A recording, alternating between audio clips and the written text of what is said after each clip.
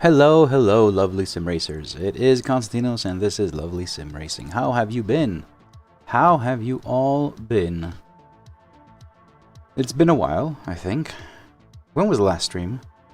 Was it Thursday? Was it Thursday? I don't remember. It has been a while anyway. Hope you guys, all of you, are doing swell.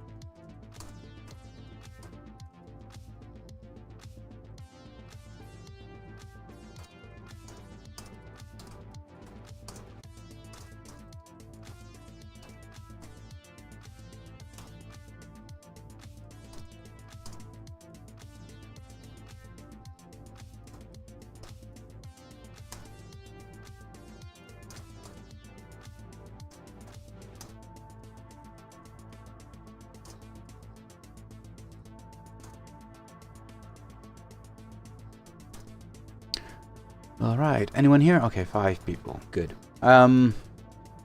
So today I haven't raced at all. Nothing. I haven't done any racing and I miss it so much. It has been a hectic day. And a hectic week, for that matter. It's been 1 week and today since the launch of the new store. And yeah, it was overwhelmingly received well. Yeah, and today I just finished printing, cutting, and packaging the final stickers from the orders. No other orders have come in as of late, but I have added a new product. So here's what is going on. I don't have it with me. It's downstairs. Anyway, so here's the thing. I've been, and I already said this in previous streams as well. I have been researching and testing a huge number, and I'm saying this because it's important. A large number of paper stock, vinyl stock, and any type of sticker sheet I can find. Either it's Amazon or on any other website, anything. I've been going through suggested material. I've been ordering, like for the past 2 months, this is what I've been doing. Now, I've had issues, like the idea is that these stickers are made with the finest quality material and they have all the best properties. And you know, they don't tear, they're waterproof and smudge proof, and it's all of that. And that's great up to a point. So through my testing, literally this is, I think it's 3 months now. Through my testing, I found that any material that is harder or has some coating and layers, like vinyl, for instance, does not cut smoothly. And I will show this on camera. I don't have them on the computer. I just want to show you guys what this means and why I've made some decisions and what I'm doing now for those decisions. Alright, so here's a picture, a close-up picture, and I'll close up even more of the stickers in early stages of testing, right? So you see all that white around? Let me zoom in. Remember, these are really small. Like these are little tiles that go just around the thing. Check it out. You see how that snags? That's called snagging. I didn't know it was called snagging. I learned it the hard way. And this is one of the early vinyl materials I have been testing. And this was my favorite material. But it had that you can see. Not only is it not perfect, but it actually has some residue all around, and it's not even pleasant to use and to put on your steering wheel. So although this was one of the best materials I can find as a material, the actual production was poor. So this never, ever, ever made it outside my office. It never left. Instead of this, so what I did instead of this is I looked for material that would cut smoothly and would be of acceptable quality. So the sticker sheets that have been being sold on the store are these. This is the exact. This is literally a sticker sheet, and this was an order. I think this is someone's. I didn't, and I'll show you exactly why I didn't send this one out. I printed a new one, but look at the quality on the black. Maybe it does. It's not going to focus. Is it going to focus? Oh, wait, there. You can see there's literally zero snagging. It is super smooth any which way you look at it. And anyway, this was quality that I considered acceptable. So like I would pay for this. Okay, it's very important what I just said. Now this is paper, right? This is almost identical to the Ascher Racing sticker sheet you get with the steering wheel. I have them, put them side by side. They have the exact same properties. They are nearly identical. They're not identical. They're nearly identical. And I was happy with this. Okay? Happy with this. And these are the sticker sheets that have been on the store. Everything that's been sold so far are these sticker sheets. Now, as I said, I've not stopped looking for alternatives. I have not stopped looking for other material. The reason I launched them was because I needed to launch them. I needed to get it started. Like, first rule of creating anything is just ship it. Don't wait for it to become the absolute perfect, or else it'll never ever ship. Trust me, I've built startups, I've built projects and stuff like that. If you don't ship, it will not get any better. It'll just remain in limbo. Anyway, these are very, very good quality. They are paper, and they are similar to the Ascher Racing. These are the ones that I have in front of me. Actually, the ones that I have in front of me are even older versions. So here I've done like so many design iterations, not just quality, paper quality, design iterations to get perfect cuts and everywhere. So this is what's on the store today. Now, I said I'll tell you why this never went to the client, why this never left. So for me, I have some standards when printing and cutting, and this sticker sheet did not pass that standard. You probably won't even notice the reason. Maybe if I can, right there. So the green one. Can you see how the cut line here and on the other side, it is so much to the edge compared to the other side there. So I consider this unsuccessful cut. So the cut is a slightly like 1 millimeter offset from where it should be. So this was never sent. I never sent this. I'm being very pedantic with these things. I want them to be perfect. All right. So this is what's being sold now. Now, last night I told you guys I didn't stream because I had a very late delayed delivery, and it was more paper stock. And I ran out, so I had to, and there was a delay since Friday. I received them on Tuesday, so you understand there was like 3 or 4 days where I couldn't do anything and I was waiting. But with this batch, these products, the paper stock, I had also put in more quality material, so more stuff. And I never stopped ordering vinyl. So for me, vinyl would be the best solution, but I need to test and make sure that the vinyl will be the best quality. Now, in yesterday's batch, after I cut and printed and cut everything, and this morning I packaged everything, and tomorrow morning they're off, I also did some tests on some of the new material that I have. And this is what the brand new material looks like when it's cut. It's too bright, maybe. But you can see, like if I zoom in even more, just the lines. This is what you're looking for.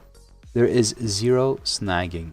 There is literally let me go here. This is, of course, this is like super zoomed, but you can see the cut line is buttery smooth. Okay, buttery smooth, whatever that would mean, but it is smooth. There is no snagging. And now this material specifically, let's see if I can find any good part here. You guys can see even more. Like, look at this one. All right. So this material is vinyl. This material is vinyl. I've even tried multiple different blades. The blades made zero difference to the quality of the cut.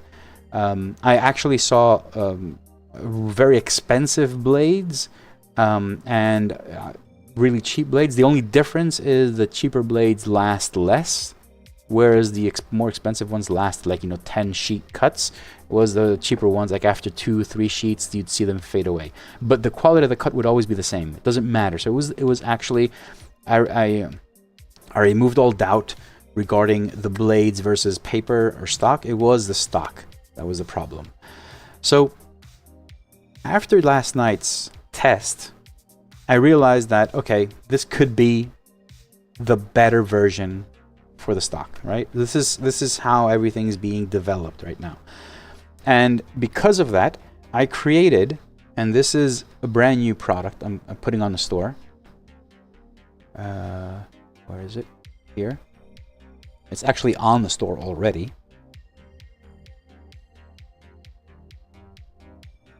Let me bring this up here. And I can just put the PIP. It doesn't look good. Anyway.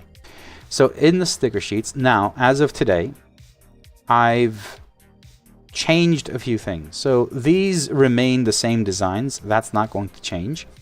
I will be upgrading the quality. So price, I'll keep the same price as everything, but the quality of the paper will be the vinyl going forward. I'm just waiting to see if I order when I'll have the new material in my hands, so I can have enough stock to say that this is the production. Because right now I've I've purchased so much of the paper stock that I have a lot of it. But if I can have the new vinyl fast enough, I will automatically switch all sticker sheets to the new vinyl. I just need to have enough sticker sheets to be able to produce when time comes. What I am doing though today is this.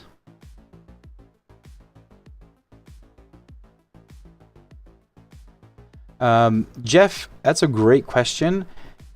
The answer is you're always evolving.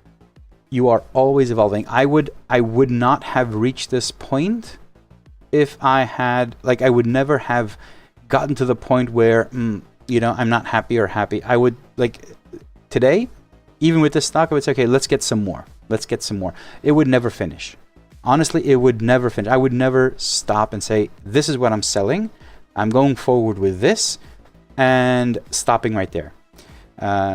So this is always evolving. I see this always, like when you buy something repeatedly, like the same product 2 or 3 times, you see that it's not always the same, at least not in the same batch. When it's not the same batch, there's always some micro changes. And this is for small production batches. This is not, I'm not producing thousands.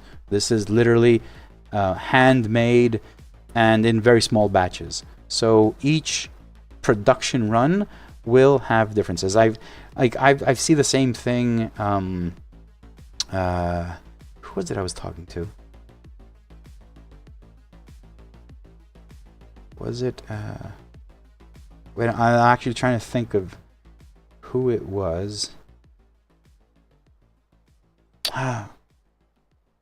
Anyway, it was a product. It was actually a product. And they were like, the next version will have that. It'll have a switch, or the next version I'm adding that. So it's the same exact product, it's being evolved. The same exact product. It's kind of the same thing here. And I want this to become perfect. So there's always, early adopters, and I understand that. But what I'm doing now, because I understand the whole issue with these, is if you have a problem, I will, like if it's super big problem. When I say problem, I don't think there'd be a problem. Like, I have the sticker sheets, they're fine. But if you do want to have the vinyl sticker sheets, you don't need to order the entire sticker sheet. I'm creating these, which basically have just the dials, blank dials in vinyl. These blank dials, you can reuse them. They're basically, at some point in time, I had created some dials, not with this specific material, with some other material which was vinyl, and it had these nice properties where it wouldn't tear, and it would be harder to tear than paper, basically. And you can reuse it 2 or 3 times more than paper. Well, this is where this would fit in. So I'm putting this out as well. If anyone wants to upgrade to vinyl, you can get this small sticker sheet that has just the 4 dials. You can, of course, add this to your other orders. This is also following the same, you know, second one is 15% off, blah, blah, blah, and all that. So you can add this to your current order if you want one. And going forward, I just want to see exactly when, and I will update the description in all of these. These will also be vinyl. I just want to test the production and see that I can be consistent with these things, because that's the key with everything, being consistent. And these things are just I'll tell you, it is so hard to be consistent with these things. Yesterday, just to have have an image of what my day was like yesterday, apart from actually working and spending like the 8 hours trying to get things done, late in the evening, and the reason I didn't I wasn't streaming was that I wanted to get all the last orders printed and cut and packaged so I can ship them, and I didn't. Why? Well, there was this thing that the cutter that I have, the machine, would not align. I literally created 5 of these, and remember, this is actually expensive for me. This is not cheap for me either. The ink and the paper and the time to do it, it is money. The ink more so, to be honest. I created 5 of these, and all 5 of them were misaligned. They were misaligned. They were like not this much, like way off. It was like crazy, and I was like, I don't get it. That was last night. I spent like 2 or 3 hours trying to understand what was wrong. This morning, before work, I got up, I printed one more misaligned. I mean, I didn't like this. This is something I never knew, like never happened before. Like, you get one misaligned and then you calibrate and everything's fine. This, nothing. I changed firmware. I did everything. It never worked. Before the stream, I had some prints that came out good, but they were more like flukes, right? But eventually, what happened is I discovered what was wrong. And now, it is something that would never have occurred to me. Like, I went through every single video, every single FAQ that's provided by users and the company of the machine saying what could be wrong. I did everything. Nothing fixed the misalignment. The problem was that my black ink was very low. If you're laughing right now, please laugh your heart out. That was the problem. Black ink was very low. And it printed perfectly fine. To the human eye, this is low ink. This is low ink. Because it was low ink, the markers it has, it produces some markers all around the paper to align everything right before every print. It realigns. The markers it had all around weren't as black as they should have been, and it created the misalignment. It took me 5 sheets to understand this, and this morning another 30 pieces of paper trying to calibrate and align, but not this paper and not this kind of ink. It was simple prints, and it was just for aligning. I was testing, retesting, and eventually I realized that it was the ink. And the ink was printing perfectly fine. But that was the problem. Once I changed the ink cartridge for black, everything was aligned again. So these are the things that I'm getting into. These are the things that I have to go through, I guess, to mature while creating these things. And it was very annoying, very frustrating. I lost a lot of time. I lost a lot of paper, a lot of ink, to be honest. But eventually I discovered that that is the problem. So yeah, it's a process. It's a process. And the same way that I'm evolving, learning how to make these things even better and being more consistent, it's the same thing with the materials.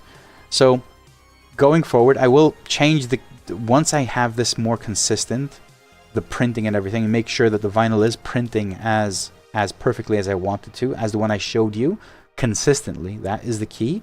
I will update everything and let you know that everything is now in vinyl instead of the paper. Although for me the paper makes like zero difference. It is really good quality. This thing over here, it is really good quality. It is the stuff that I have on my device as well. I've had it.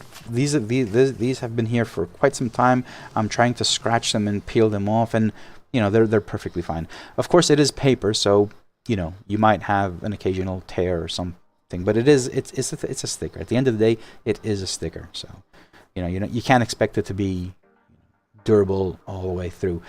Vinyl would be a bit different, but I'm working on that. But anyway, that is my life. I have become a sticker maker. Oh, what have I done? Anyway, I enjoy creating stuff. It's just it's literally the process of developing products. That's basically it.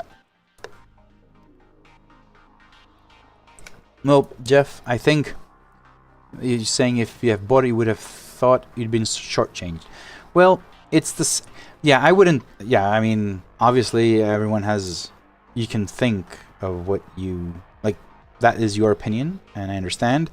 But it's the same thing as I said when you buy a product and like the next day they come out with a new version, and you pay the same price because they have the same price. And you might be able to take it back and get the new one. I don't know. Where I live, you don't have that. You're just out of luck. I understand. But again, this as well, as I'm saying, this is the same thing. This is just an evolution of the same products. And I know that's been just 1 week, but you can understand like everything is evolving. I'm not sitting still. And maybe in a week I'll have these made out of gold and they'll be cheap for you guys to buy. I don't know. Yeah.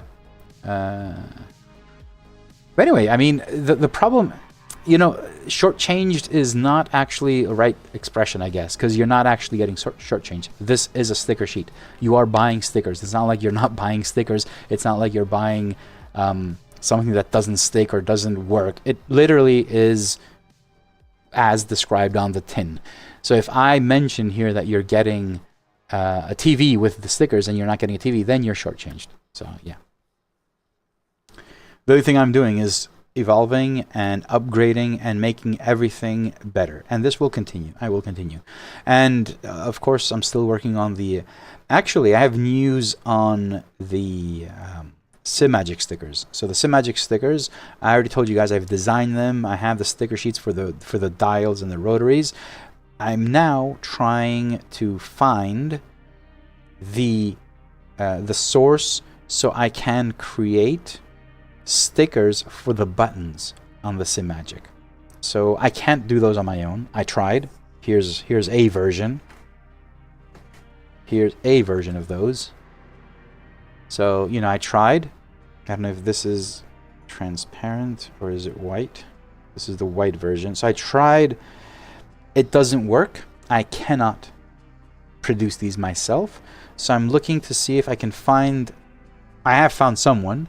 I'm just trying to see if we can produce some tests and see if the quality is pretty much what you'd get with Simagic. And then I'd actually start producing and reselling them, because those would be, I wouldn't be making those. I would have to order them and then sell them online. So stickers for Simagic. So apart from the rotaries and everything else on the Simagic steering wheel, I'm also looking to do the buttons as well. So that's coming. I'm just trying to get to a good place with that before I actually announce anything. And that is that for the stickers and the store and everything. Yeah, that is pretty much it. Good night, everyone. I am tired. So that was pretty much one of the most intense weeks I've had. I haven't raced at all. I really want to do some racing this week, and I have no idea what I'm going to do. I don't even know if LFM is... Are they like mid... Like, it hasn't started, right? The new season hasn't started yet. So maybe we just do some unranked racing? Yeah, it's off-season. Maybe we do something like that maybe tomorrow. I have no idea. No idea whatsoever.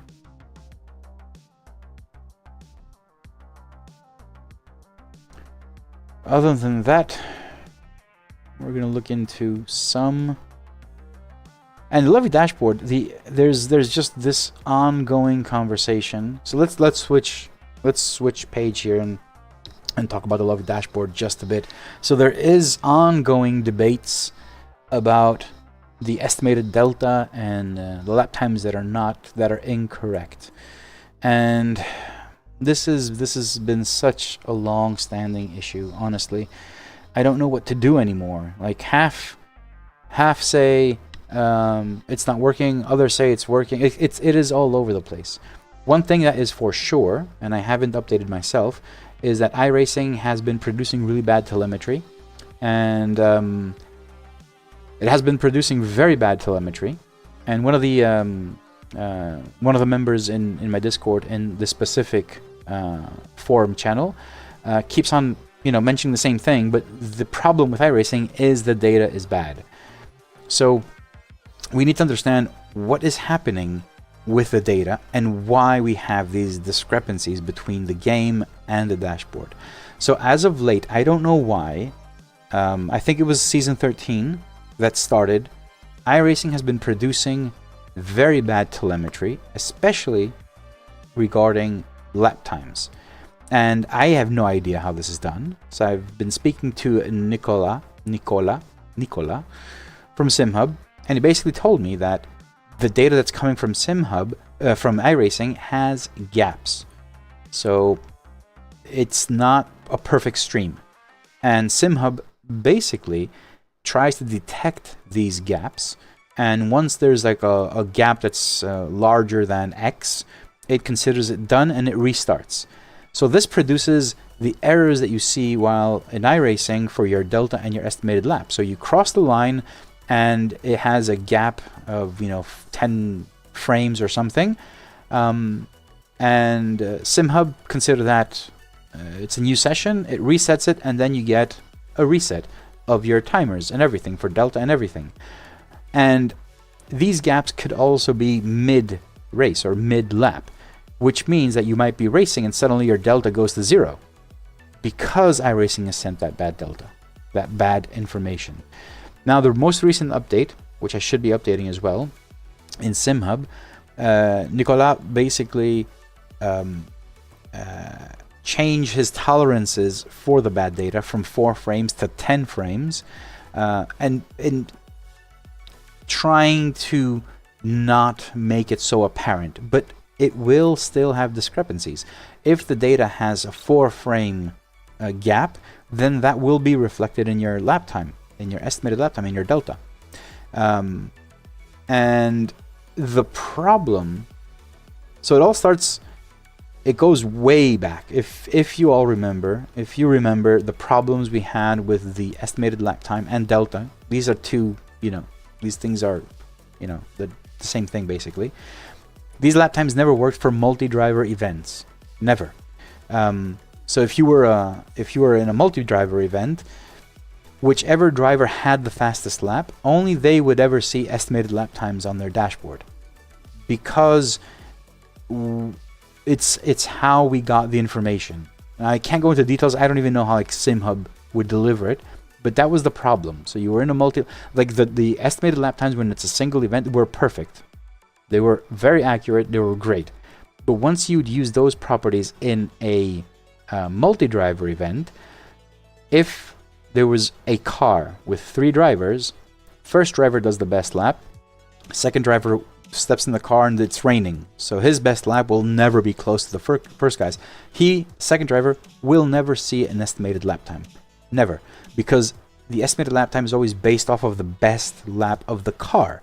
So if you're the second driver, you'd always see a lap time that would estimate. It wouldn't estimate, it would just show you the best lap time. You would never see what you are doing. It would just show you the best lap time, considering that is what you are trying to go to. And it would never basically it would never reset for you. So that was the main issue with that. So we moved over, and I had a couple of conversations with Nicolas, SimHub again. And the idea was to be able to recreate this information using historic data or data that exists in SimHub. So he created new properties. One was the estimated lap time based on SimHub, and the other one was a delta based on SimHub data. And these lap times work really well when the data is correct. So I'm using ACC, and it is correct. Like even the delta, I've not seen discrepancies. Others have. Again, I guess this has to do a lot with the data, that if you're racing or not racing, or how often you're racing or whatnot.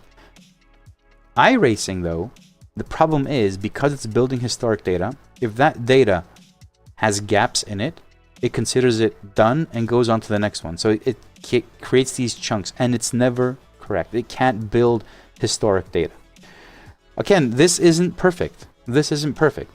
And early on, very early on in the dashboard, I would do the estimated lap times per sim. And then I realized per sim actually doesn't work either. Because if I were getting the properties from SimHub, they wouldn't work for multi-driver events. And oh God, what I've heard, like the complaints I've heard for multi-driver events. So this is the in-between solution. I'm hoping that iRacing will come up with a solution to the problem. And then, I don't know. I did say today I would be trying more stuff, but I don't have any telemetry replay for multi-driver events. It's important that these things work. Joe, you're in. Yo, man, you're there. Okay. Joe says. Joe is the. I don't know, Joe. Was this your initial comment? Yes. So Joe initiated the thread in the bug reports, and thank you very much for initiating it. And I love this discussion. It's just that I want to deliver the product that works for most with the most accuracy possible. Including multi-driver events. But anyway, I'm completely open to all these discussions. So Joe says, I think if this gap issue exists is different to the issue I raised where the calculated data is inaccurate. All day I ran a lovely dashboard and ran off raw game delta, no sim, and it was exact. Right, but that information doesn't work for multi-driver events. So there is something to be said about it. And that was what I had previous to 2.6, I think. I think that was previous to 2.6. It's what I had. But again, I will say, I don't see those inaccuracies. To be honest, I do not see them. Like, and again, I've said this thing. I think I've said this thing a bazillion times. Don't compare the data on the dash with what you see in game. These are not comparable. What you need to compare, what you need to understand is the way the dash works, the information is calculated differently, because especially the gaps and the delta and the estimated lap time is now calculated from SimHub. The thing is, and this is what I keep on saying, you're racing, you're running on the track. The estimated lap time, and this is something that it does work. The estimated lap time shows you that you will do a 132.540. That's your estimate. It will go up, it will go down, it will whatever. When you cross the line, whatever the estimated lap time is on your dash, it's what you're going to do. It is accurate. I've tested this many times over. So it is accurate. It might not show the exact estimate that ACC is showing in-game because that is calculated in a different way. It's a different set of information. And I can use, I guess, properties that come from the game, but then it wouldn't work for multi-driver events, because then I'm bypassing the actual methods used to work for everyone and for all cases. So how do I juggle this? How do I juggle this? There's no way for me to know if it's a multi-driver event. Actually, I won't know. No, I don't know if it's a multi-driver event. I don't know. Because even if it is a multi-driver event, your car might only have one driver. We've seen the 24-hour Nordschleife when there was, who was it? Was it Rory? I don't know. Someone did the 24 hours solo.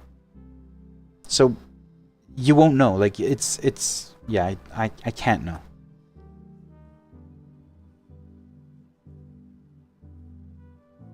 Yes, Joe, I understand. I know what you're saying. I understand it. But for me, and for, I think because I've seen like all the comments and everything, the way it is now, it's actually not inaccurate. It's actually good. The only problem arises, first off, please, and this is something I'm asking, like, do not compare the data you get in the game with the dash. What you want to do is the data that you get in the dashboard when you're racing, if that's accurate. Like, if the dashboard, and this is something that happened in multi-driver events with the previous method, it would say you're going to do 145.540, and you cross the line and you did a 156. That for me is a fail. I would not accept that. And that was what's happening with multi-driver.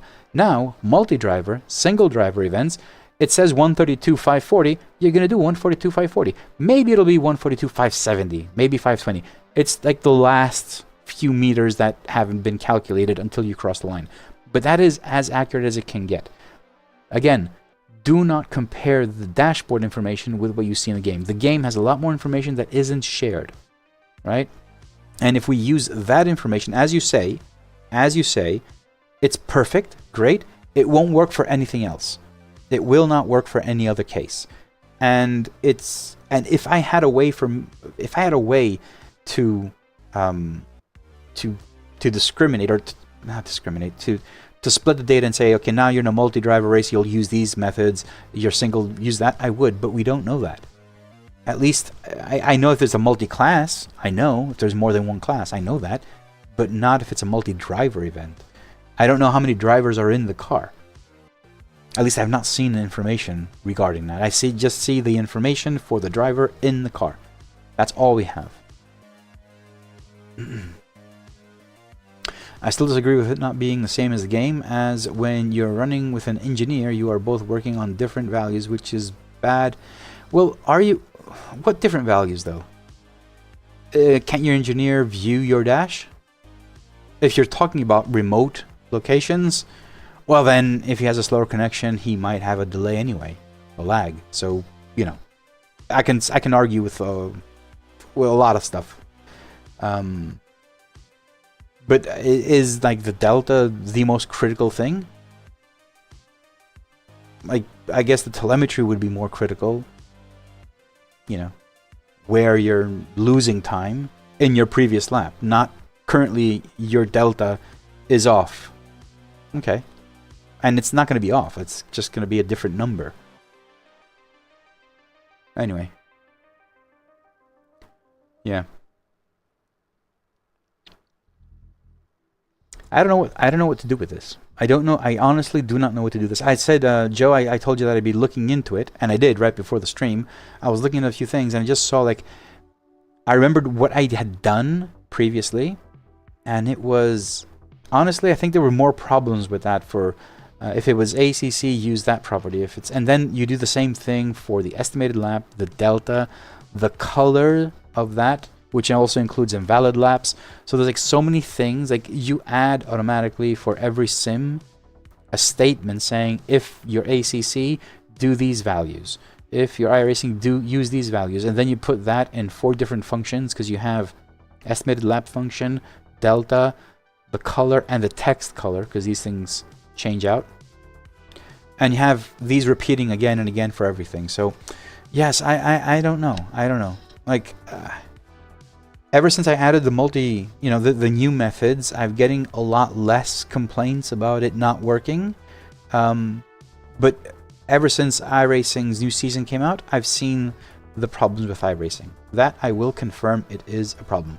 And I know that SimHub has updated to basically it laxed its tolerances for the gaps. So it went from 4 frames to 10 frames. And Nicolas told me it's not a solution. This is a band-aid unless iRacing fixes it.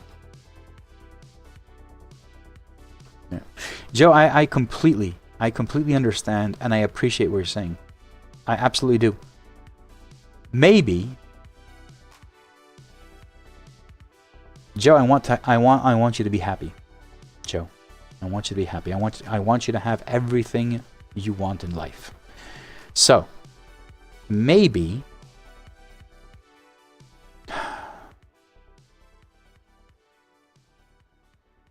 I'm trying to think if it would make sense to make this an option. So have, if you, oh god, my brain is gonna break right now. I have so many things in my mind. Quickly and roughly, without thinking too much, if there was a setting in the settings file saying use single driver events only, and it would use those methods, use advanced method, and it would use the other one, would you be happy with that? You, as in you, and you represent everyone of that part of the user base and everyone else, right? Would that be something that would make you happy? Because my goal, and I've said this oh so many times, if I were making this for me, I would have stopped a year and a half ago, honestly. This is not about me anymore. It is about building this as a product. And this product will only exist if you, all of you, are happy. And I know you're not alone, Joe. I know.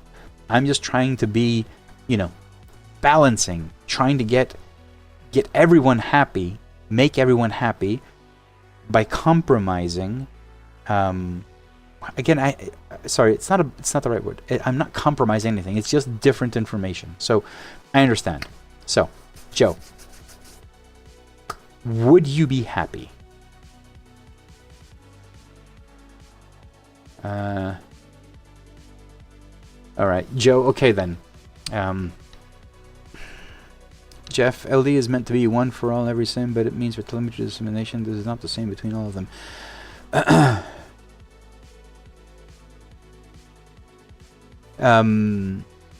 Jeff, I mean, yes. LD is meant to be one for everything. Yes, that is true. But I also want it to be, I don't want the Lovely Dashboard to become a meh product. I do not want it to be, yeah, it's okay, it works for everything. It's not good, but it works with everything. I do not want that. I want it to be perfect to its best extent. Okay? So that is my intention, that is my goal, and that's what I'm fighting for and working very, very, very late hours for. So yes, this needs to work for everyone. This needs to be as accurate as possible. And I want everyone also to be happy. Not Joe, but all Joes. You know? Everyone that represents that user base that's having issues. So I'll tell you what. I will create a setting that will have the standard, I'll call it timing method, and it will be 0 and 1. 0 will be the standard and 1 will be advanced. 1 will be the default, the advanced. The default works for everyone. Works will be the one that I have now. So it works multi-driver events, blah, blah, blah. You will need to change it and downgrade it to the standard, which will not work for multi-drivers. This way, anyone who's using this Lovely Dashboard today, and from version 2.6 and after, will have the same experience. It will not change. And anyone coming to me and saying, oh, but it's not working for, it's inaccurate. Go to the settings file, switch it to the standard. It won't work for multi-driver, you might not care. It won't work for multi-driver, but it will be accurate now. It's on you, not on me. Because I still think this works great. iRacing needs to get its shit together, but despite that, it still works great. How does that sound?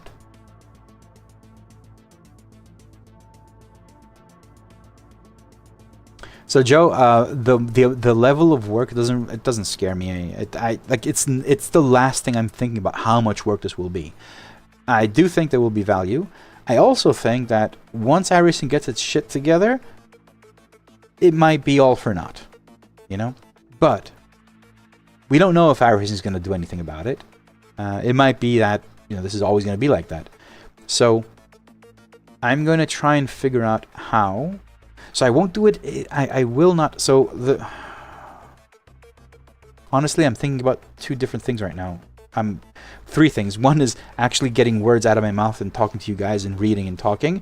The second one is what I'm going to do, like the settings, like what I want to do. And the third one is how I'm going to do it. So the third part that I'm thinking is, instead of adding all of these if-then statements and cases within each function, I'm just going to create new functions. One function will be the standard, the other one will be the advanced that I'm using today. And in the dashboard, wherever I do the estimated lap time or the delta, I'm just going to say, if settings is 0, use that function. So in the dash, the work that I have to do in the dash is minimal. It will all be in the extension JS. The stuff that you guys don't ever see. It'll just be a lot easier for me to do that. Sorry, I'm going into a bit technical stuff here, but it doesn't really matter.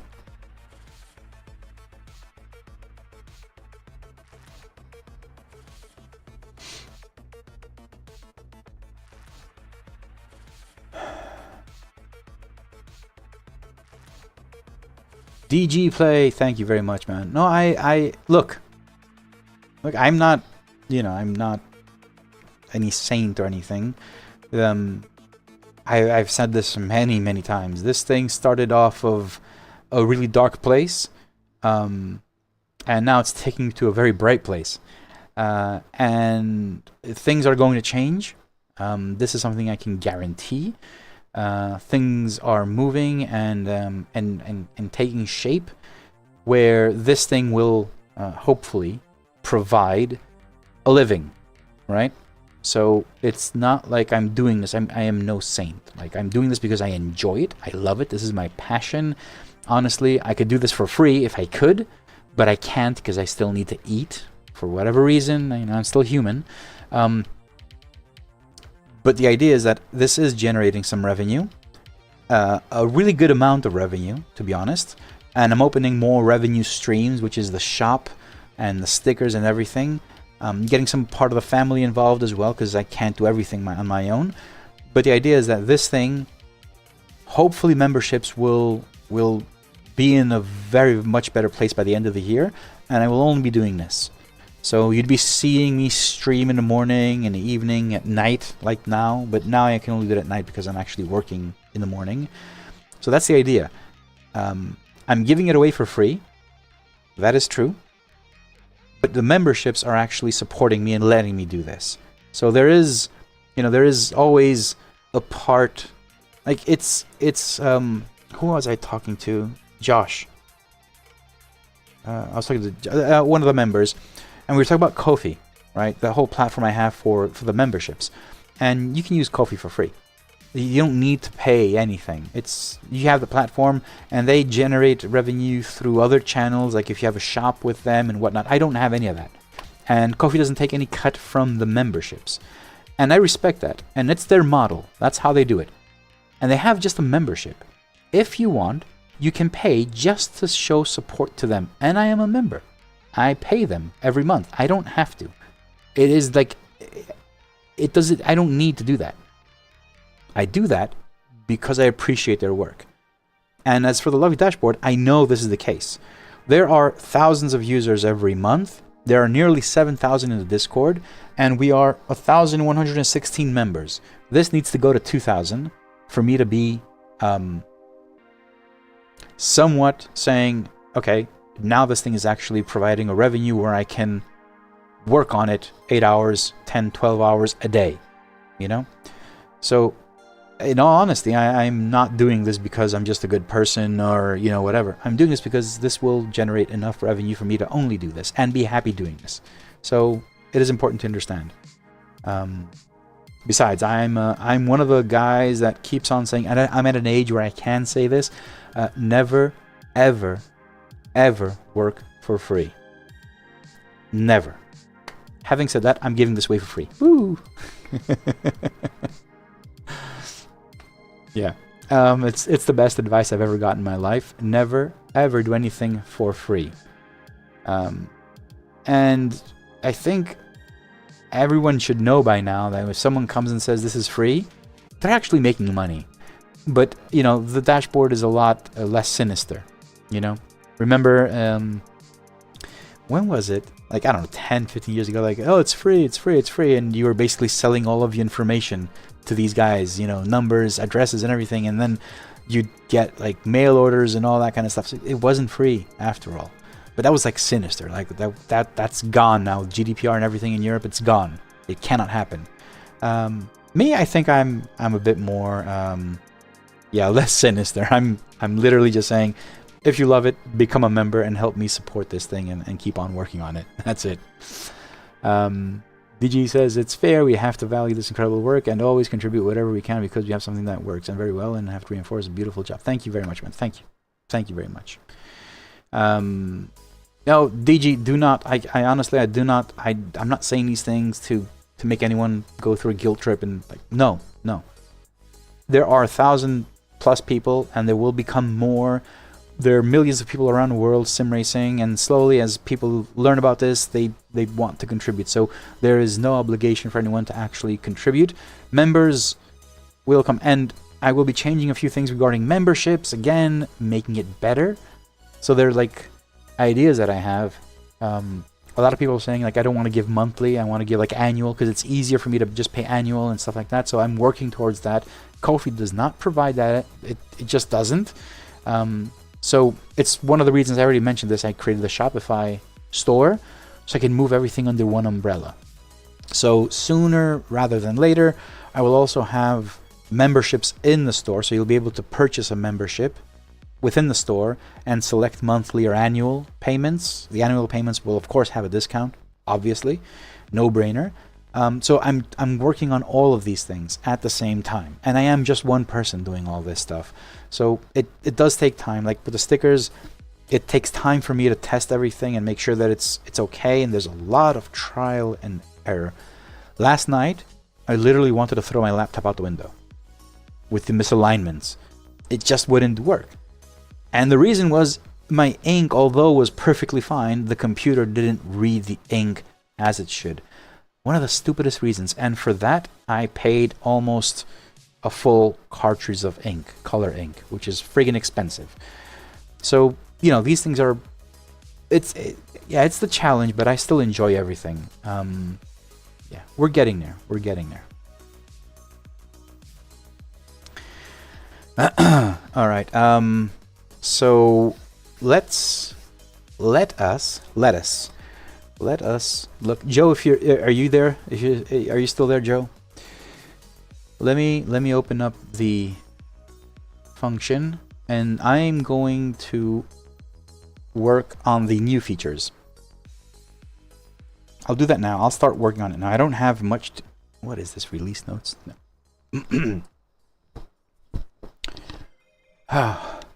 If you haven't seen it, these are the embroidered Lovely Basics t-shirts. Embroidered, not printed. This is literally someone sat there and sewed this on. No, it's an embroidered logo. It's really nice. Really like the colors too, because you don't have many options, but the colors actually match really well. And these are the all new Lovely Basics on the store are embroidered, unless otherwise mentioned. So, like, you know, the mug is not embroidered. What else isn't embroidered? I think hats are all embroidered. For the Lovely Basics series. So everything Lovely Basics is embroidered. Everything. And accessories as well. Everything is embroidered. Oh, have you guys seen my new can cooler product? Have you guys seen this?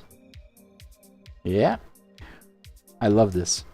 I was looking at it. I'm sitting in a country that's very warm right now. You can see the condensation running. Actually, there's more water there now. And I was thinking, I need something to get cool. I'm like, oh, well, a beer, a Coke or something. And I realized that I can have these can coolers. So, you know, stay cool. It's just aerating, you know. And this is for those moments where I think I relate to these more than anyone else. So there's one for iRating, if you're interested, and there's one for ELO. I think the ELO one is the one that affects me the most. But yeah, stay cool. It's just ELO or iRating. Anyway, yeah, I'm working on the shop as much as I can. I enjoy this. I enjoy this stuff. All right, Joe. Okay, you won't hang on. It's perfectly fine. What I will do tonight, and you can watch this later or not, I will create the functions, the advanced estimated lap functions. I will start working on them. I will probably not finish them now. And then I'm going to also add a new settings option, which is, I don't know, lap estimated advanced, or lap estimator timing settings, or timing mode, or whatever. And it will be something that you can swap out. By default, it will be the one that's already there, and you can swap out and switch it to the standard mode if you want to. So that's what I'll do. I'll start it tonight, maybe finish it tomorrow. I don't know when, but it will be a new release. Maybe next week. I don't want to push a release for this week, but if I actually have this and tested, I might do it this week. You know, I try not to keep a schedule. When I release, it's on Fridays, so.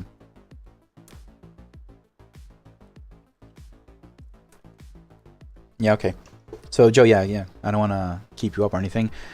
Just so you know, this is what I want to do.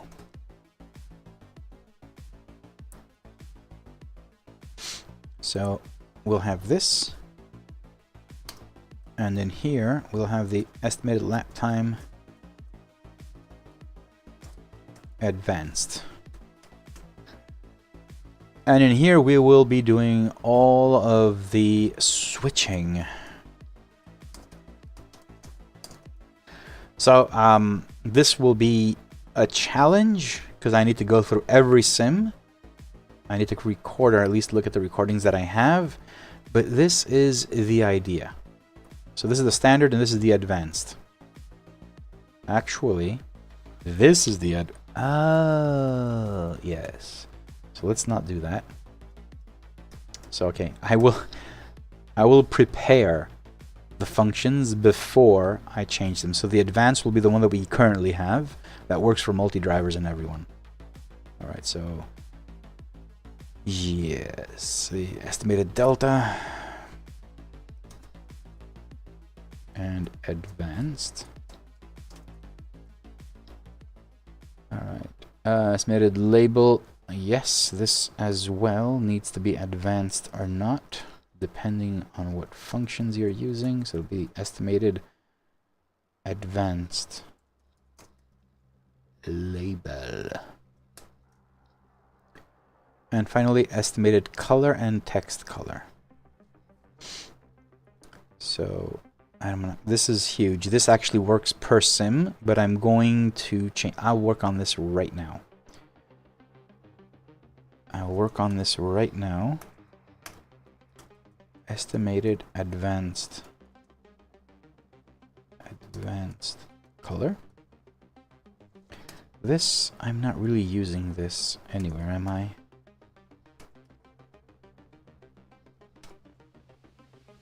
Just there. So this will probably be quoted out. That was something I was working on some ages ago. Oh no.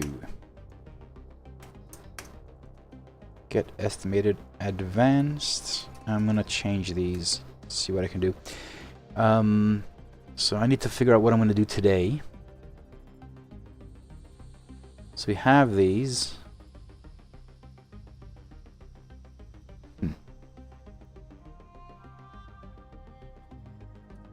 Alright, so what I want to do then is go into the dashboard and start using these functions everywhere. So I can swap them out. Let's do that first. And let's also switch to this, which makes a bit more sense for you guys to see that. Alright, so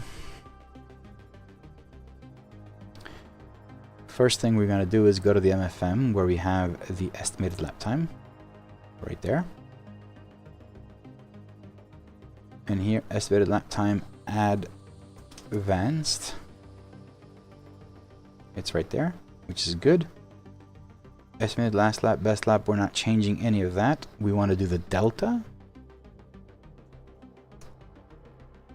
So this is there, and we don't have any estimated lap times. This is the current lap time, previous lap time.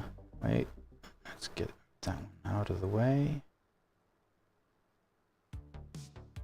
And yeah, we don't have any other estimated lap times here. It's just that. So this is, as far as I know, done. Let's open the central. Do you guys enjoy these sessions? Do you guys actually like watching me work on these? So this one is the advanced, but now I need to do this in here as well. Not the height. Alright, so this is getting data, so this is correct as well. So we have those functions, we have these. What I need to do though,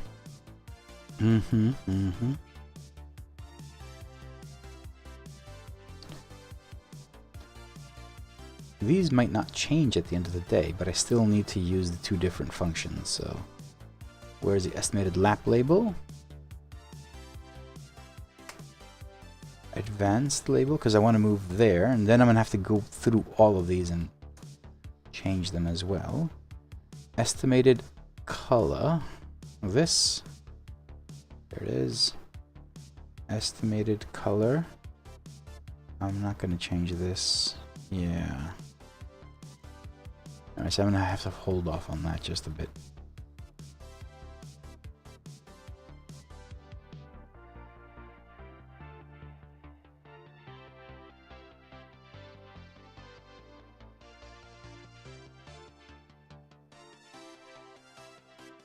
Wait, I'm being a doofus here. Estimated advanced color. Save. I will be probably going to merge these, text color and this, but for now, I'm not. Alright. And so this estimated advanced color,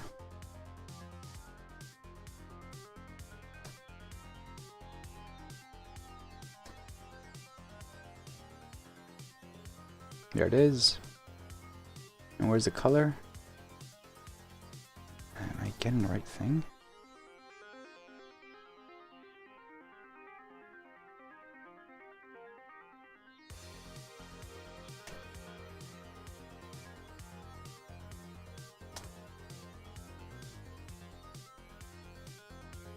Well, I'll figure that one out later. Oh, wait.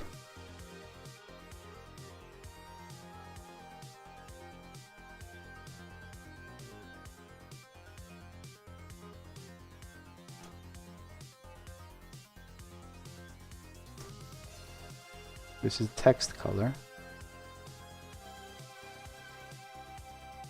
Oh, no, sorry. Yeah. That's what we have there. And then here, saving this, this just changes the color, and then we know we need to go back to the central and change the color of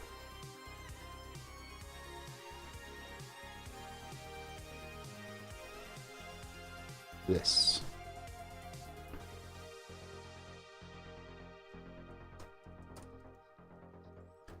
So advanced. I'm gonna change. I don't like that producing that. Why is it? Oh yeah, okay. Sorry, I'm thinking out loud. Good.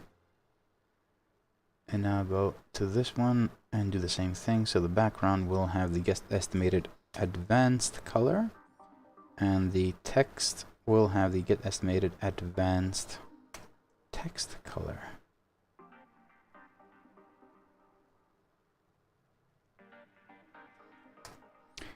Alright, so that's that.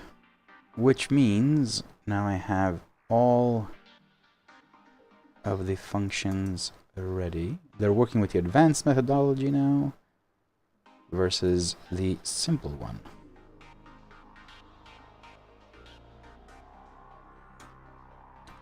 This will need some work.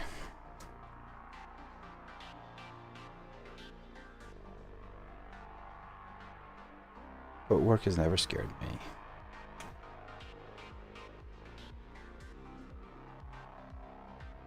Estimated text color right save. This is definitely not going to be used anywhere.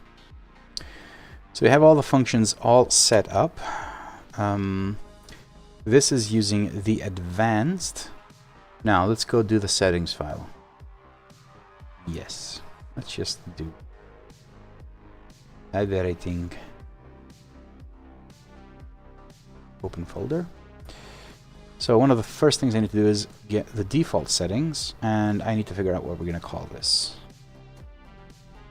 So this is timing mode, estimated mode, estimated time mode, estimated time. What should I call this?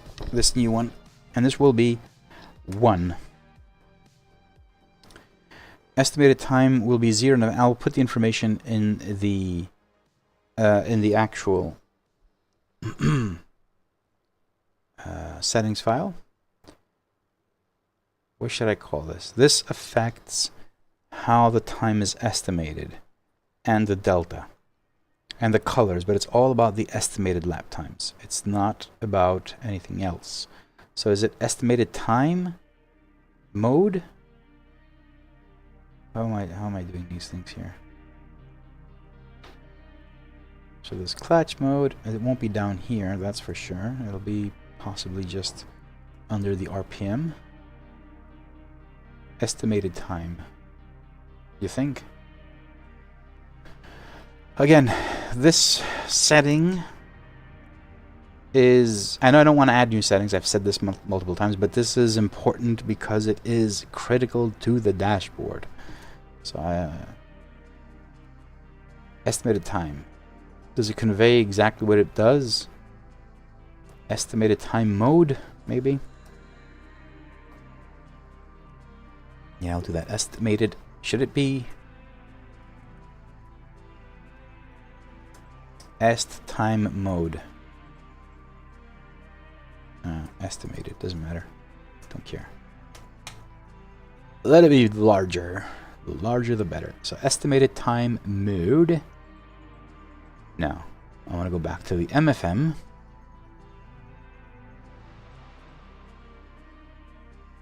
And here, just for the lulz, let's see if we're returning LD get settings.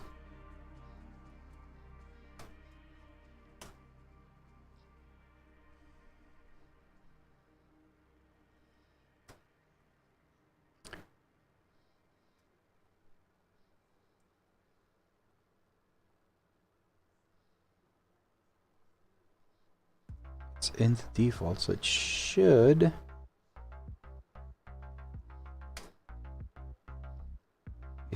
get it, but it's not. Is it settings? Get settings?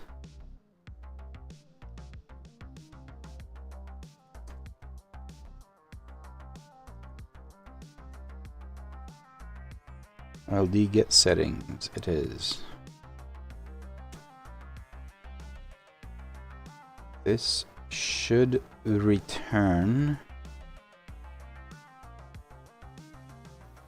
1.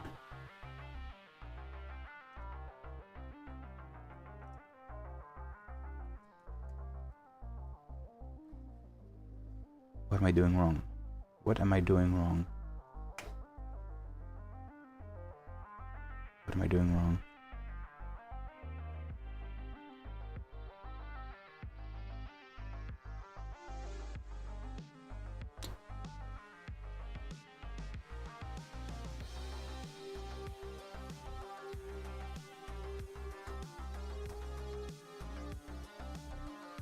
So RPM LED is working.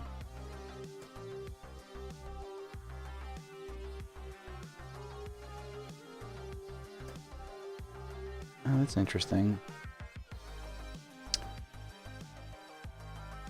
Alright, let me see something. This should not be how it works.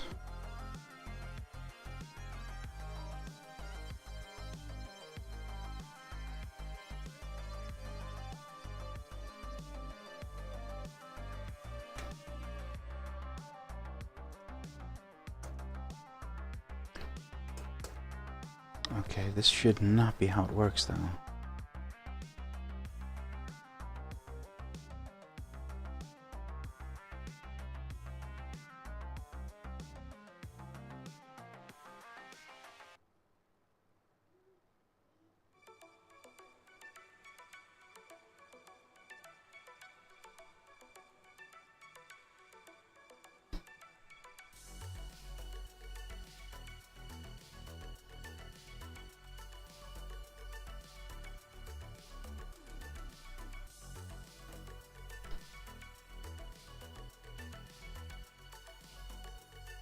Okay,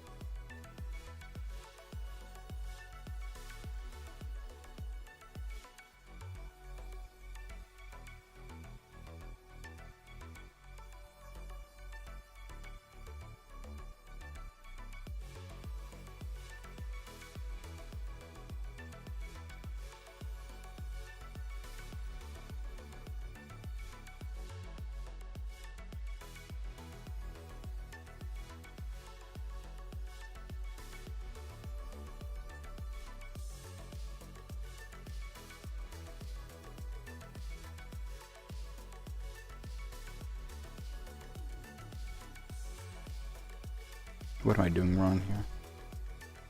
Actually, I'm not doing anything wrong. It's there. It's just the fact that I don't... Is this new? Shit, is this new? Oh dear. So this will work. And move this there. Yes, there it is. So it does read that file. But it should, if the value isn't in here, in this file, it should read this one. And it is how it works for everything. Is this new?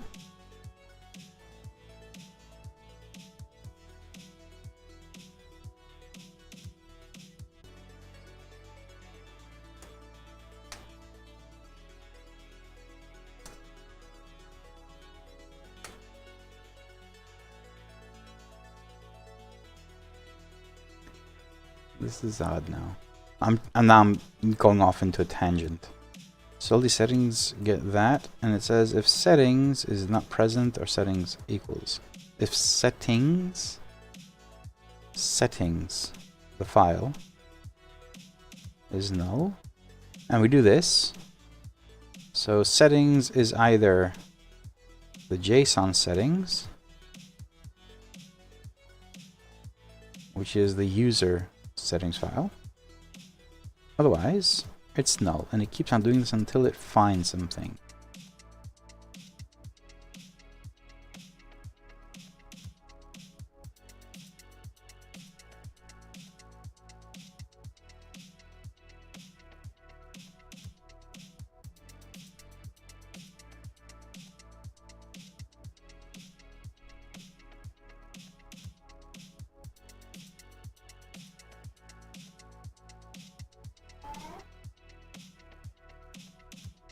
So, LV settings and settings.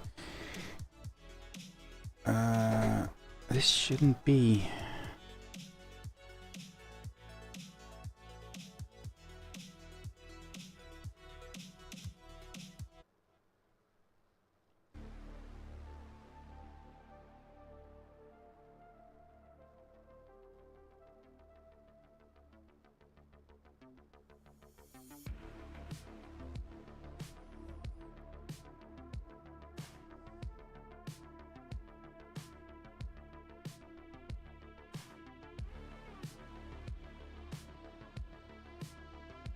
Hold on, because this is a bit odd right now. This should be LD settings.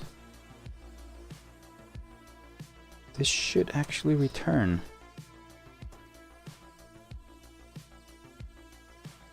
What?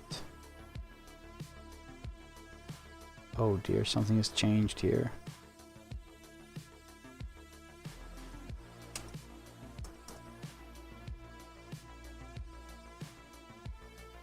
Oh, why? Why do we have these changes?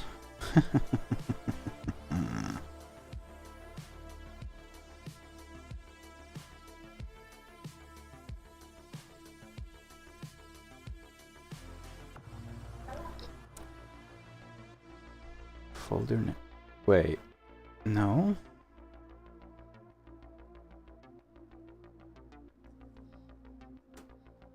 Wait. Wait.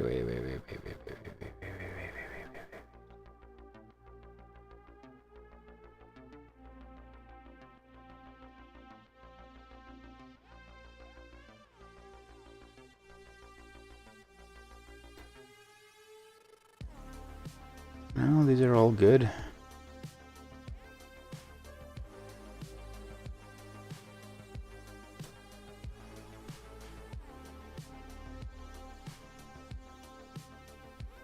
Oh.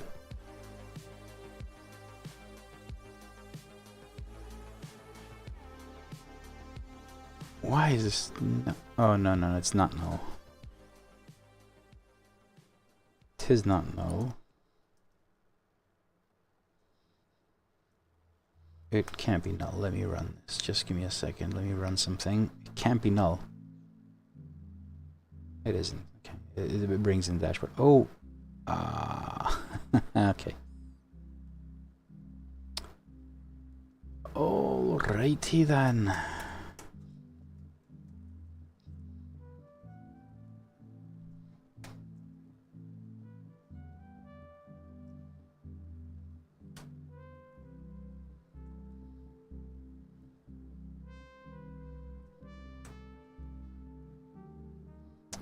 I am an idiot. That's okay. Don't tell anyone. Yes, it's working fine. It's working exactly as intended. So the idea is if you have your own settings file and you don't have this property, it just gets overridden by the default settings. And the other way around as well. And the only reason it's not working in here is because this is a widget within a widget, blah, blah, blah, and all that. So it's not getting that information. But it is working. It is working. I can confirm it. Actually, I can show you as well. So, here, you don't need to see the replays. So you can see it says 1. So basically, it's returning the value of the estimated time mode, which only exists in the default here. It doesn't exist. It's not in the your settings file. So this thing actually does work. So I haven't done this in a while, so please forgive me.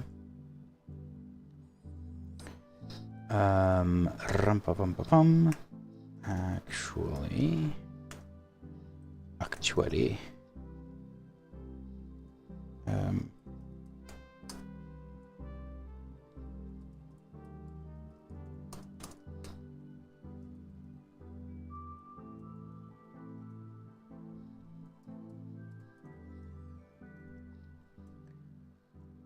so whatever that is, a return here. So I'll just say if this is 1, then return that. Otherwise, return the other one, which is not the estimated advanced stuff.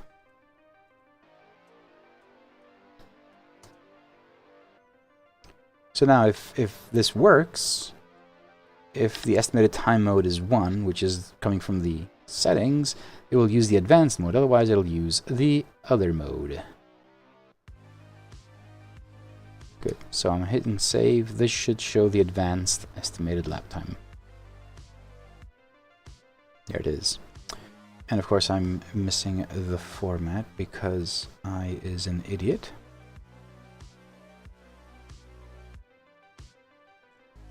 So we want minutes, seconds, and this is a there. Save, and what will this look like? Good. Rumpabum. Oh yeah, we did have the 0 there. Alright, alright, alright. Stop yelling. MM. Blah, blah, blah. So that is correct. Good. And now, just so we can fully test this, the estimated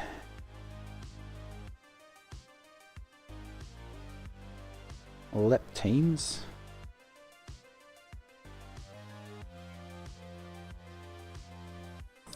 so now it's showing this.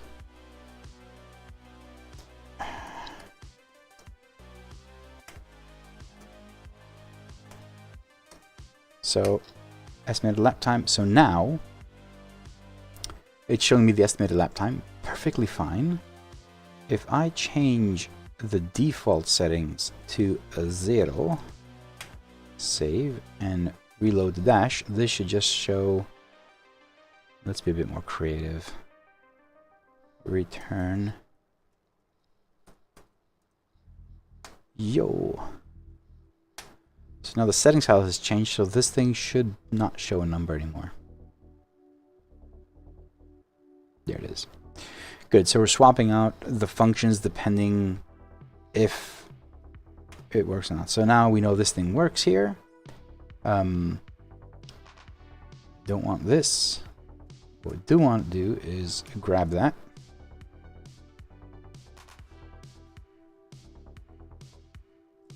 Actually, let me do something really quick because... So, copy that. Copy, copy. Copy. I'll get back to you. So the value, we need to do the same exact thingy here and just changing advanced color with non-advanced color.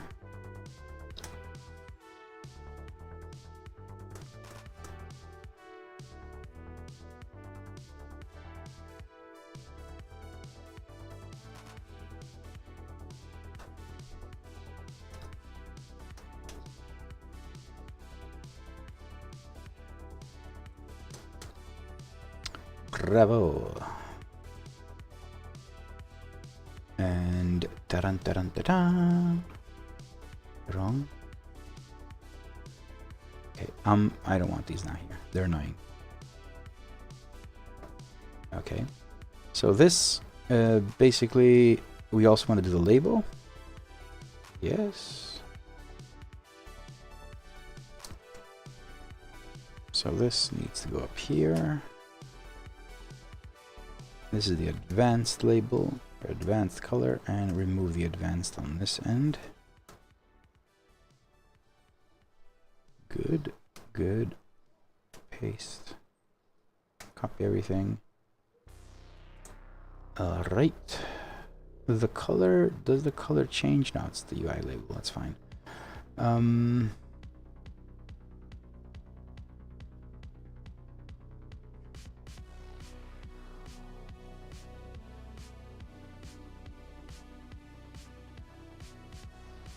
This just says all time. It's not going to change. What does this do? Oh yeah, it just shows you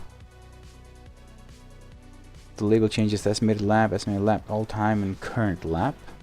Whereas this just shows you your last lap. There's nothing here for me to change. Oh shit, we'll need to do this. Good. Anyway. This is done here. So this thing should be working fine. Oh, wait. Should it be working fine? I need to go in the default settings, make this 1. Because now, it's not returning anything. So now it's going to be using the advanced mode, which was colors and everything working. There it is. So, live in action. So this is a big update. this is a nice big update. So I doubt we'll have a release this this Friday for anything, which is fine. I mean, we've been releasing for quite some time now. I mean, I don't think anyone's complaining about the release cycle. Are you?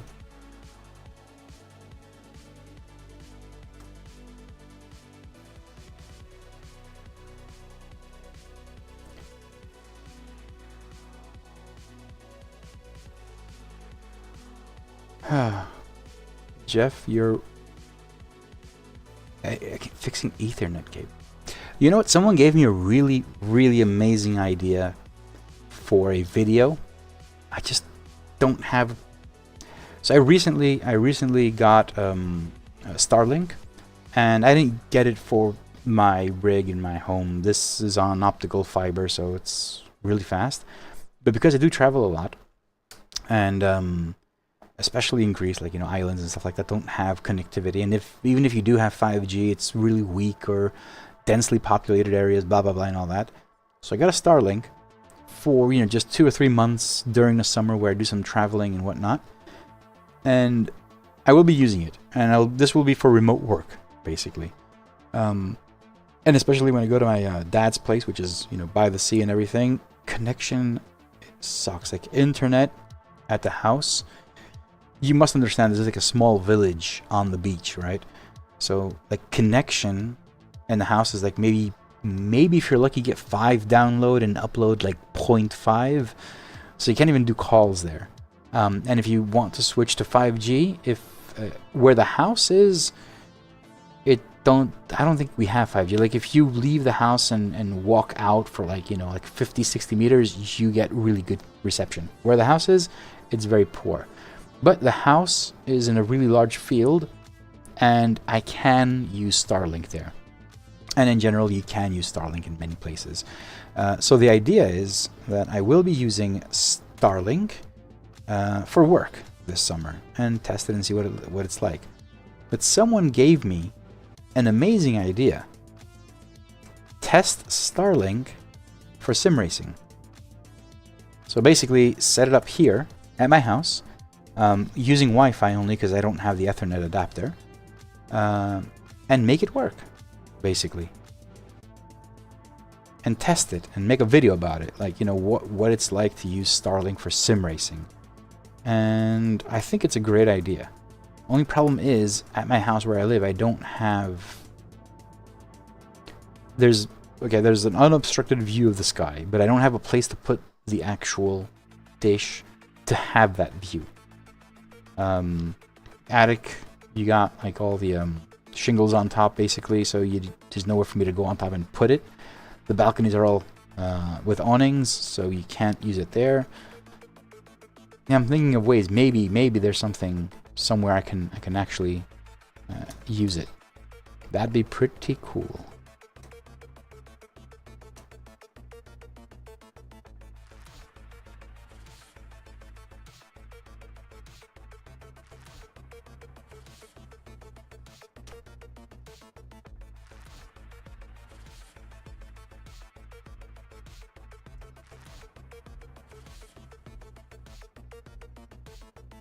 That would be pretty cool.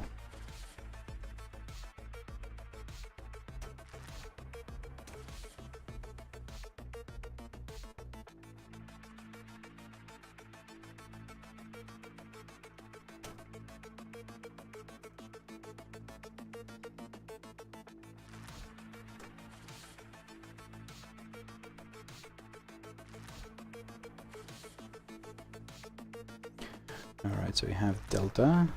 We have it here.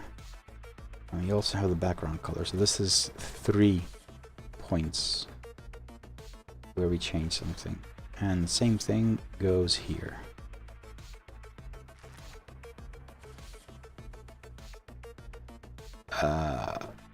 Yeah, Jeff. Yeah. Someone mentioned that you were gonna submarine, and imagine that, drilling a hole in the hull just to get a cable in and having Starlink on top of the submarine. Even like when you it won't work when you're submerged, but when you surface. But don't forget, drill a hole through the hull. Do that. It will work. It will work. Don't worry about it. Trust me. Trust me.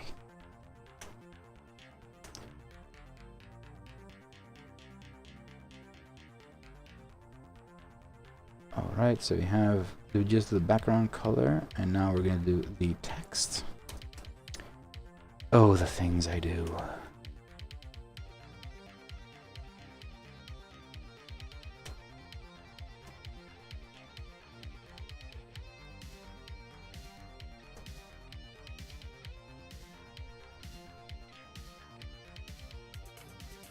Oh, why did I do that?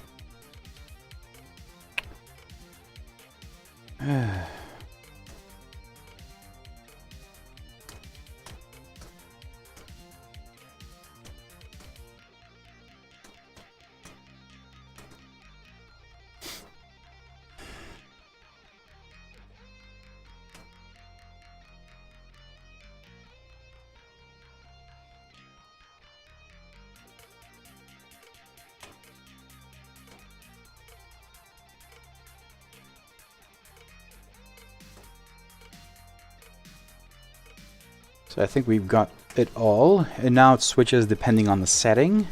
So that's done, hopefully. So these are all color, blah, blah, blah, and the other one is also color. Worked for the Titanic. No, dude, you should know better. There was no Starlink back then. Might have helped, but there was no Starlink.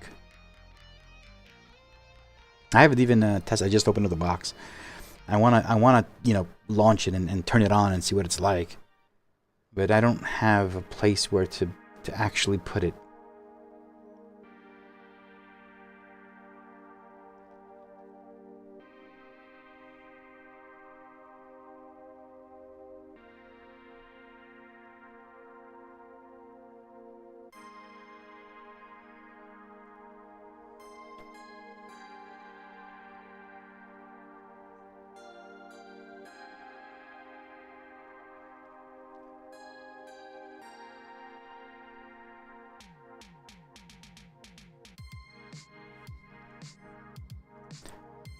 Alright, so I think we have this.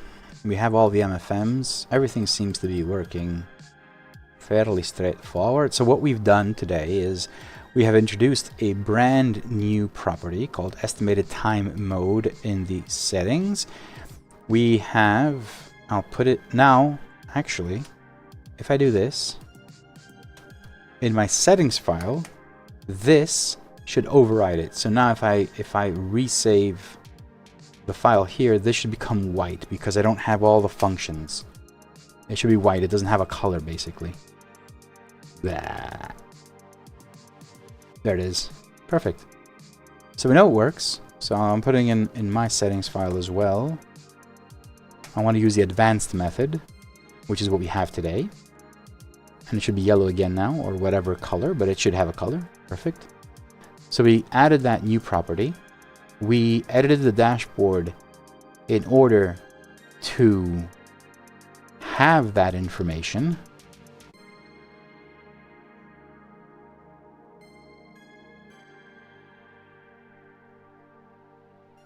I have boost there. I didn't put that there. I did not put that there.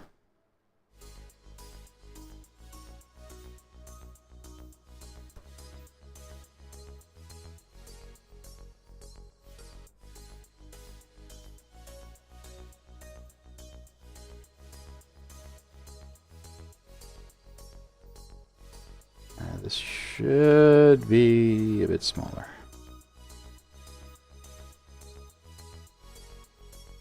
Oh, it didn't look good. Now it looks better. And I'm also going to turn it off because I don't want to see it. Sorry, I'm going off in tangents. I'm absolutely sorry. It's fine. This is a few things that Steve Matar worked on for iRacing.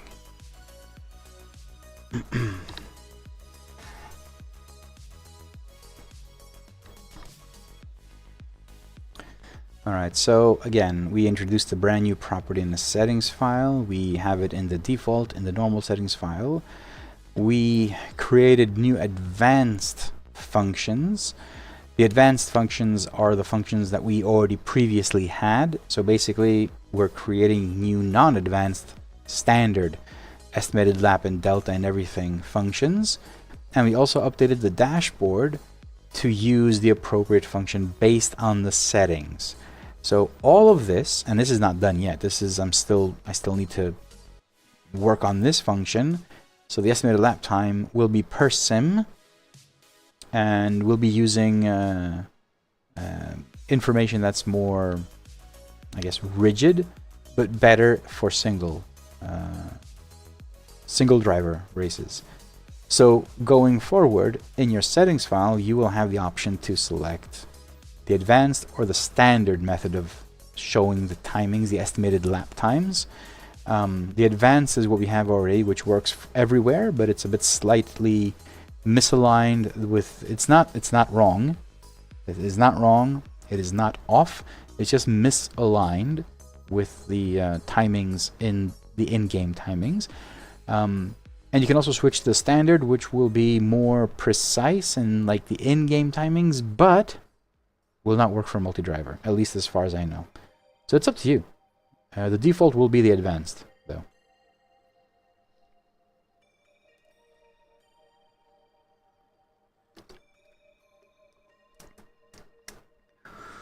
I kind of like this new feature. What is this? What am I driving? Ferrari, Barcelona?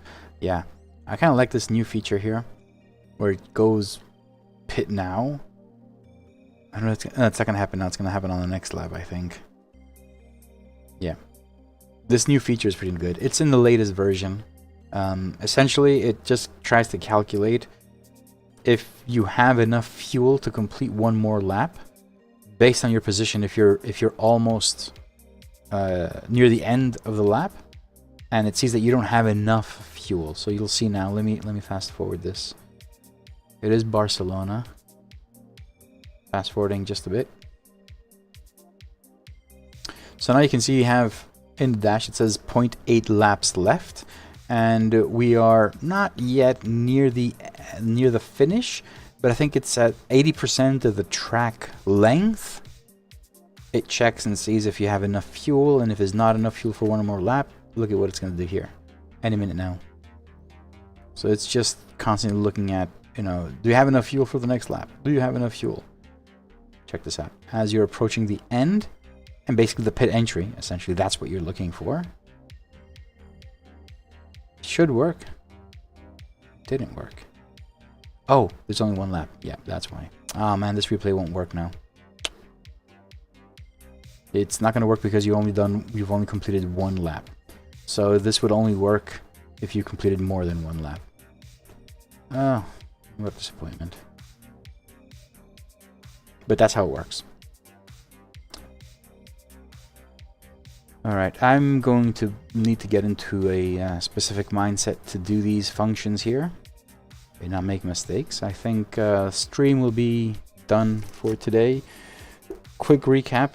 We discussed a lot about this, future stickers,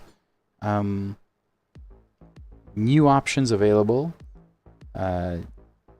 upgraded quality coming very, very soon in the store. I will let you know in the description if it's the new vinyl stickers or not, once I'm absolutely sure they are better than the current ones. And all the work we've done on the dashboard. Huge debate in the Discord regarding the estimated lap time. I think we're solving it now. I think we're solving it.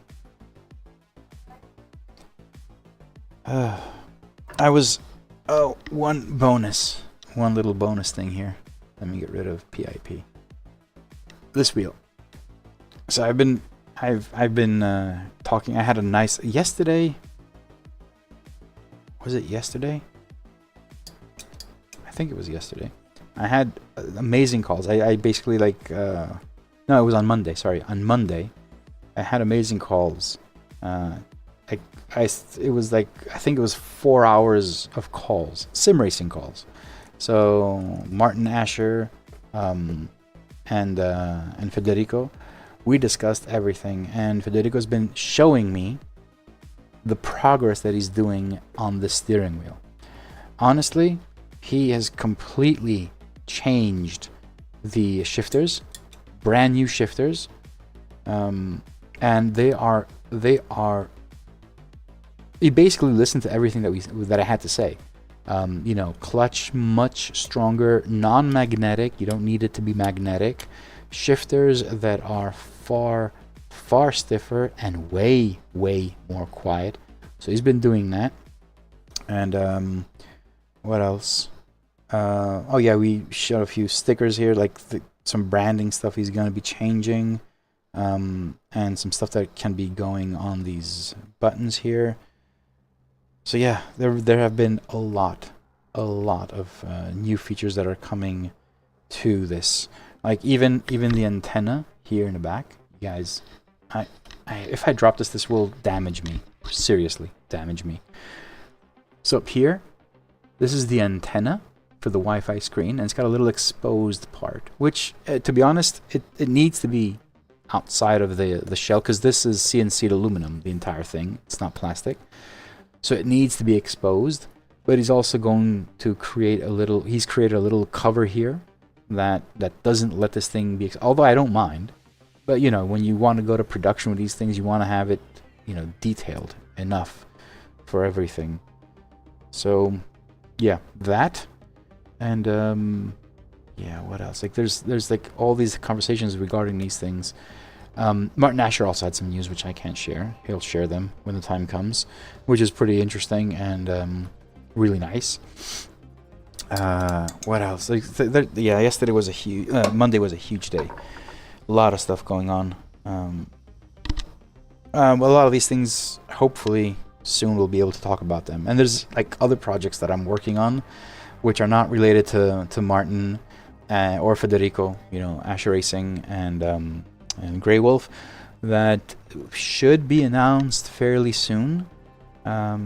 Which are also massive stuff. So a lot of stuff going on.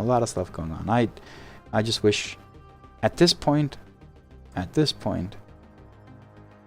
huge. So yeah, I mean, at this point, I really wish this thing was 2,000 members. We're showing 2,000 members, because I sure have enough things going on to fill in an entire day and then some. But yeah, I'm trying to get everything done. It's almost midnight here, and this is usual now. Yes. This is pretty much standard.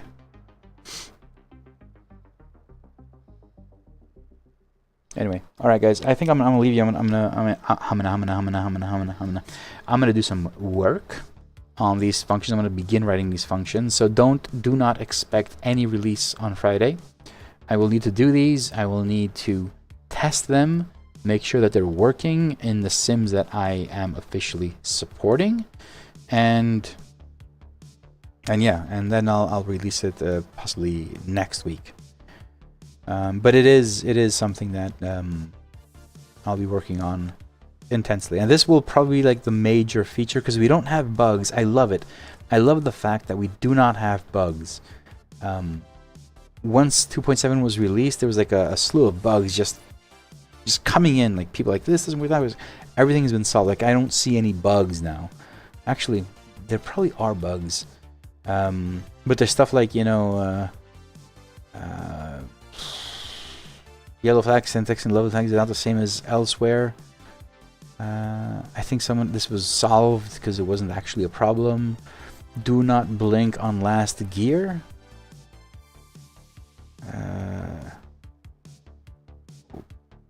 Yeah, I don't know what this is. I don't know. Steve Matar put it in here. What is it?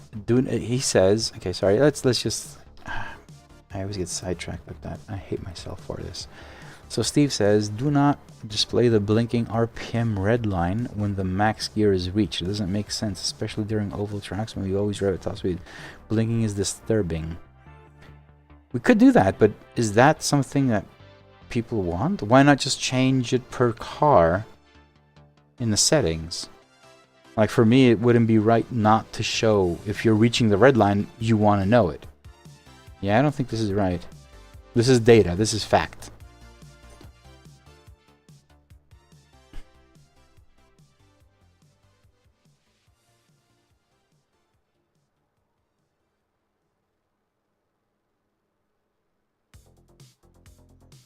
Yeah, I'm gonna let this sit with my mind a bit. I truly believe that you should show it. If you don't want to show the red line, just change in the car settings. Red line. You know, change that, I guess. Low fuel trigger, no. I don't know. But it's a fact, like you reach red line. Yeah, I don't know. I don't know. I can't think. I can't think. We'll see.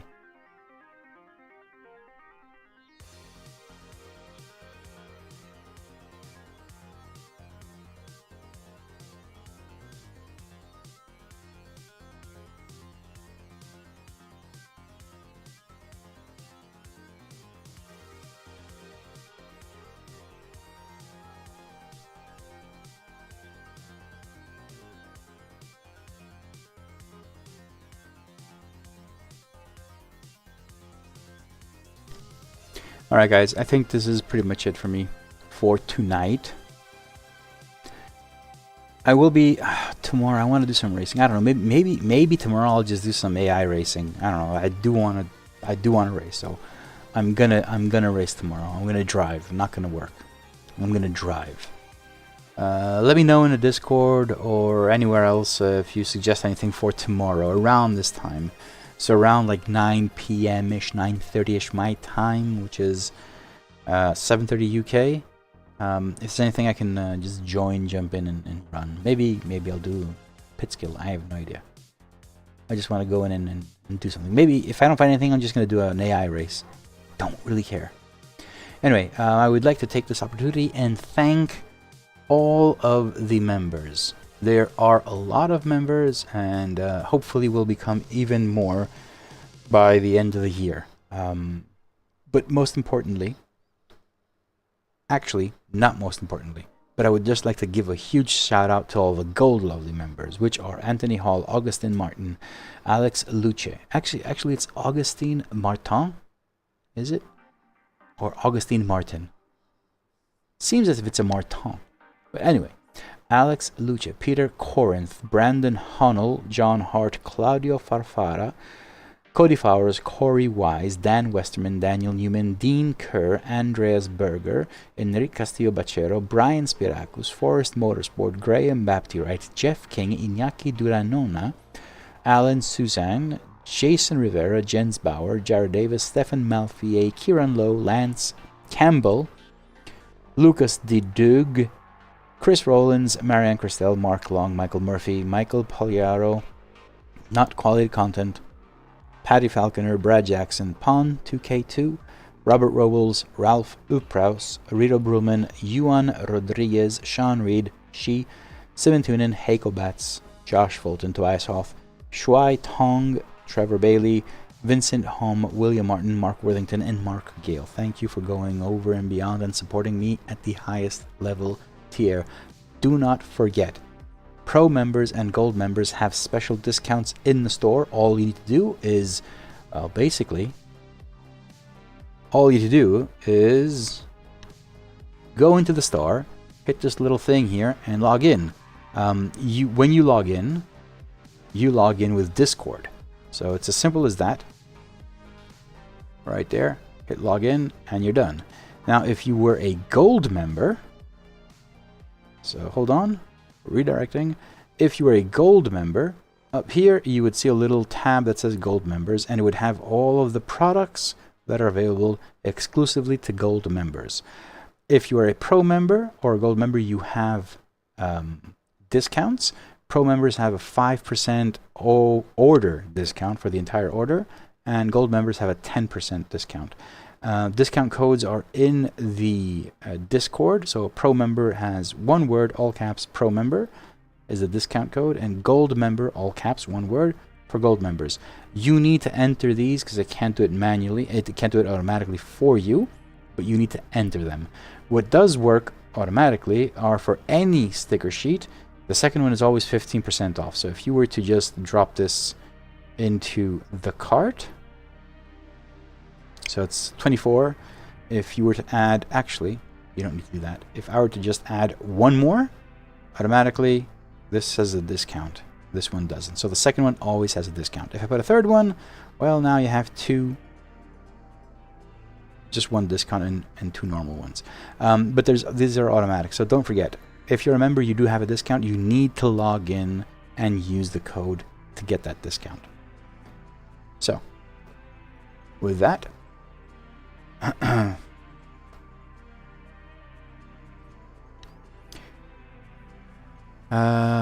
yeah, Jeff, host the server. Yeah, I don't know. Like, I don't want to get into that. Like, if I were I know myself. If I were to host the server, I would get very anal about it, and I would want to learn everything about it and what every nuance is and what little thing is. I did host something, remember, for the summer special, and I couldn't get it. And then Martin Hoyer helped me a lot with the server setup because he knows how to do these things. And basically, we set it up. But I would,